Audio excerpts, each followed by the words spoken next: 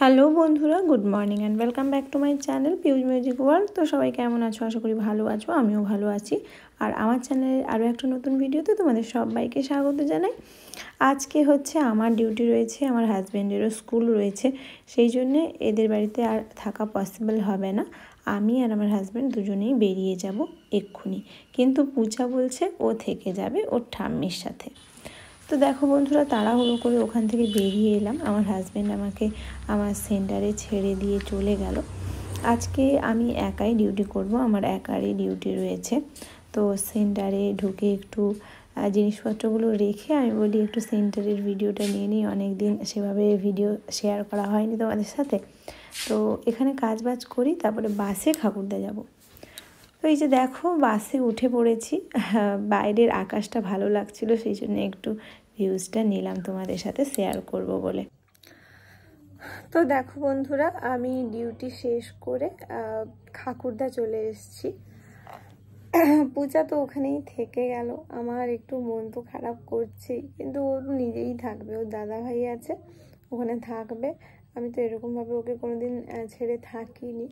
একবারই ওই যখন আমার গলব্লাডার স্টোন অপারেশন হয়েছিল তখন ওকে ছেড়েছিলাম, আর এরকমভাবে ছেড়ে থাকিনি, সেই জন্য একটু মনটা খারাপ খারাপ লাগছে। কিন্তু বাচ্চারা কেমন হয় না, বাচ্চার কথা আমার কথা মনে পড়ছে না।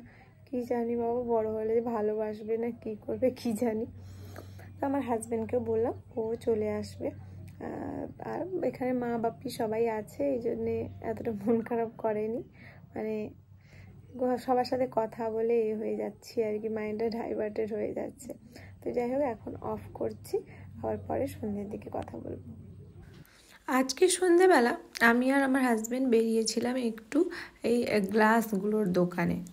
স্লাইডিং বাথরুমের যে দরজা হবে সেই সমস্ত জিনিসগুলো যাদের দোকানে পাওয়া যায় সেখানেই গেছিলাম। এই দেখো, এরকম টাইপের একটা প্লেন গ্লাসই লাগানো হবে বলে ভাবা হচ্ছে আমাদের।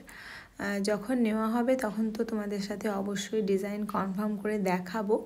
এখন আপাতত এগুলো একটু ঘুরে ঘুরে দেখলাম।